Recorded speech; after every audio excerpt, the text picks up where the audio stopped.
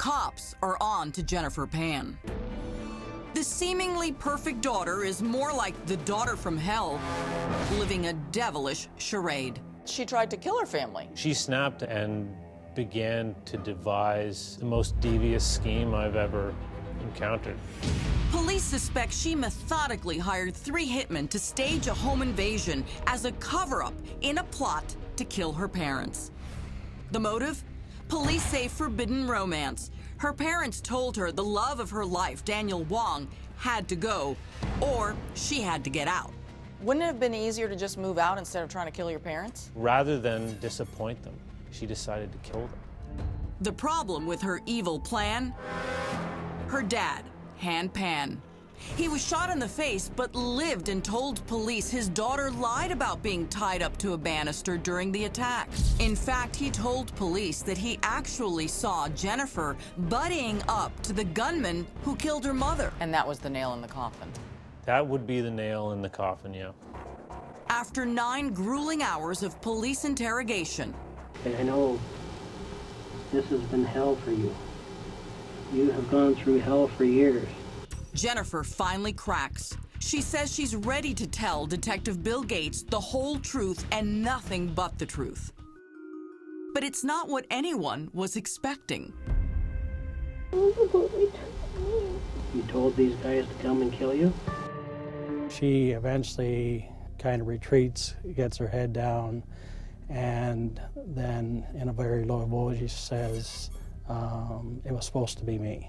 So we're supposed to take the whole family out? No, just me. Jennifer says she arranged for a hit all right, but she was supposed to be the target. It was supposed to be you. Because I didn't want to be here anymore. A suicide by proxy, Jennifer claims. She was so upset at not being able to see Daniel Wong, she wanted to die.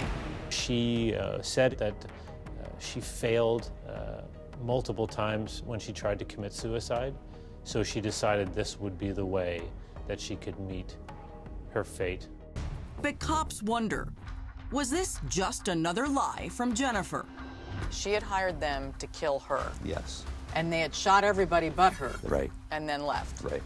Jennifer's attorney, Paul Cooper, says there's a simple explanation. So then what went wrong? What went wrong is she called it off, and she had to pay a fee. These were real bad individuals. Cooper says Jennifer had a last-minute change of heart, but the gunman still wanted the $10,000 cancellation fee, and when she couldn't pay it, they showed up and shot her parents. You know that also doesn't make a lot of sense. I'm not giving you money to do it. I'm giving you money to stop it. I'm going to give you money to stop it if you're terrified of these people being actually monsters. Now cops don't know what to believe, so they haul in Daniel Wong for questioning, the forbidden boyfriend. I don't know who is behind it, right? I just know that her parents didn't want us to be, her family didn't want us to be together. And she loved you like you would love anybody. Yeah. Right? She loved you and would do anything for you. Yeah. Right? And Daniel and Jennifer apparently didn't get their story straight beforehand. He tells investigators Jennifer indeed wanted her parents dead. And she's just like, don't worry, I got it. We now have her own boyfriend acknowledging that she had sought to do this. Cops also discovered Daniel had given Jennifer a burner phone to contact the hitman. But Jennifer claimed the SIM card containing a history of her texts had mysteriously vanished.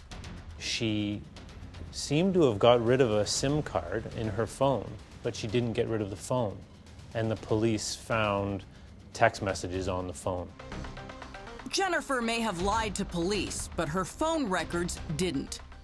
Cops uncover hundreds of texts between the hitman and Jennifer. 2 of them read, "I need time of completion. Think about it." Game time, November 8th. These are all texts that we actually had from her phone. But the most telling text dropped just minutes before the gunman killed her mother and shot her father in the face, saying, "VIP access." Police are able to link the time of the text to this exact moment right here, captured on home security video from across the street. Police believe that's Jennifer turning the light in her bedroom on and off, signaling she's unlocked the front door, giving the hitman VIP access to murder her parents. Had the father not survived and had the phone messages not been found, the question remains open about whether she would have been caught. Cops cuffed Jennifer on the spot. She was arrested for the conspiracy and the murder of her parents, or her mother and the attempted murder of her father. Daniel Wong and the hitman are also charged. But which story would a jury believe? The suicide by proxy that went terribly wrong, or the daughter from hell who wanted her controlling parents out of the picture so she could have a boyfriend? I can't imagine a harder job than having to defend someone who has been seen as a pathological liar and then say, but this time she's really telling the truth. Right. There's a difference between being a pathological liar, as some people called her, and being a killer. This time, Jennifer didn't fool anyone. Jennifer, Daniel, and 2 of the gunmen are sentenced to life in prison. The 3rd gunman pleads guilty to conspiracy to commit murder. Jennifer also receives a non-communication order, meaning she can never speak to anyone in her family again. But before she was carried off to prison, her father did address her, saying, "I hope my daughter Jennifer thinks about what happened to her family and can become a good, honest person." Her lies created this, and her lies were her downfall. Yes. Jeremy Grimaldi has now written Jennifer's story, appropriately called A Daughter's Deadly Deception.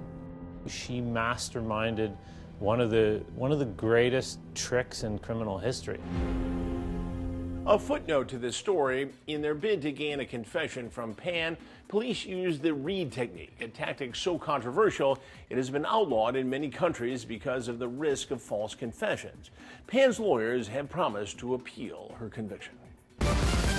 I'm Chris Hansen. If you like this story, make sure you tune in every day to Crime Watch Daily. You can find where the show airs in your city at crimewatchdaily.com. Watch it live or record it on your DVR and watch it at night. And to all those criminals out there, remember, we are watching.